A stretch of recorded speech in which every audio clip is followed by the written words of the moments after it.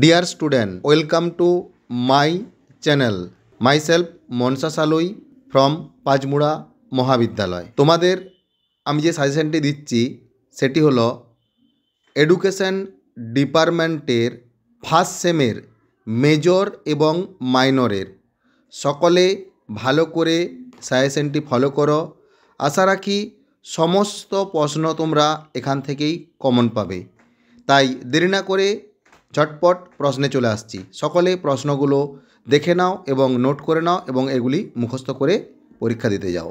প্রথম প্রশ্নটি হলো শিক্ষার ব্যক্তিতান্ত্রিক ও সমাজতান্ত্রিক লক্ষ্যের মধ্যে পার্থক্য তুলনামূলক আলোচনা করো। দ্বিতীয় প্রশ্নটি হলো মন্তেশ্বরী শিক্ষা পদ্ধতির বৈশিষ্ট্য এবং সুবিধা ও অসুবিধা আলোচনা করো। তৃতীয় প্রশ্নটি হলো প্রথাবদ্ধ নিয়ন্ত্রিত শিক্ষা কাকে বলে, এর বৈশিষ্ট্য সমূহ আলোচনা করো।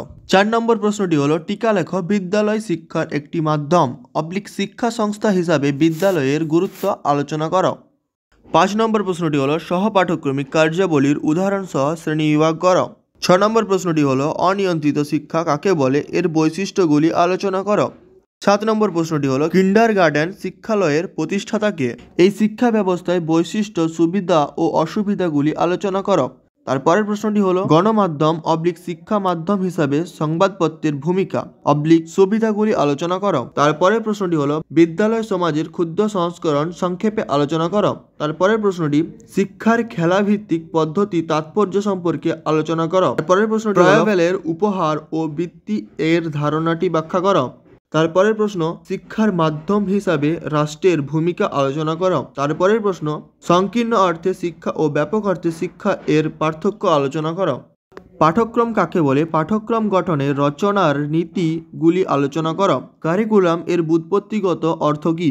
তারপরের প্রশ্নটি হলো প্রথাগত এবং অপ্রথাগত শিক্ষার পার্থক্য আলোচনা করো। পরের প্রশ্নটি হলো শিক্ষার সরশব্দ লক্ষ্যগুলি সম্পর্কে লিখো। তারপরের প্রশ্ন প্রকল্প পদ্ধতি কাকে বলে, এর বৈশিষ্ট্য ও সুবিধা অসুবিধাগুলি আলোচনা করো। তারপরের প্রশ্নটি হলো সহপাঠক্রমিক কার্যাবলীর উদ্দেশ্য ও গুরুত্ব প্রয়োজনীয়তা উপযোগিতাগুলি আলোচনা করো। তারপরের প্রশ্নটি হলো প্রথামুক্ত প্রথা বহির্ভুক্ত শিক্ষা কাকে বলে, এর বৈশিষ্ট্যগুলি আলোচনা করো। তারপরের প্রশ্নটি টিকা লেখ গণমাধ্যম। তারপরের প্রশ্নটি হলো শিশুর বিকাশে বংশগতির পরিবেশের প্রভাব ভূমিকা আলোচনা করো। তারপরের প্রশ্নটি হলো শিক্ষা সংস্থা হিসাবে ধর্মীয় প্রতিষ্ঠানের ভূমিকা আলোচনা করো। তারপরের প্রশ্নটি শিক্ষার পরিধি সম্পর্কে আলোচনা করো। তারপরের প্রশ্নটি হলো একজন ভালো শিক্ষকের আদর্শ শিক্ষকের গুণগত বৈশিষ্ট্য গুণাবলী এবং দায়িত্ববোধ সম্পর্কে আলোচনা করো। পরের প্রশ্নটি হলো প্রথাগত ও প্রথা বহির্ভূত শিক্ষার মধ্যে পার্থক্য। তারপরের প্রশ্নটি আধুনিক শিক্ষা বৈশিষ্ট্যগুলি আলোচনা করো। তারপরের প্রশ্নটি ডেলর কমিশনের 4টি স্তম্ভ সম্পর্কে আলোচনা করো। তারপরের প্রশ্নটি প্রথাগত ও প্রথামুক্ত এবং প্রথা বহির্ভূত শিক্ষার মধ্যে তুলনামূলক আলোচনা পার্থক্য লিখো। তারপরের প্রশ্নটি শিক্ষা বলতে কি বোঝো, শিক্ষার ব্যক্তিতান্ত্রিক ও সমাজতান্ত্রিক লক্ষ্য সম্পর্কে আলোচনা করো। তারপরের প্রশ্নটি হলো শিক্ষা সংস্থা হিসাবে গৃহ পরিবার এবং গণমাধ্যমের ভূমিকা আলোচনা করো। পরের প্রশ্নটি এবং শেষ প্রশ্নটি হলো শিশু কেন্দ্রিক শিক্ষা কাকে বলে, এর বৈশিষ্ট্য সমূহ আলোচনা করা, এর গুরুত্ব আলোচনা করো।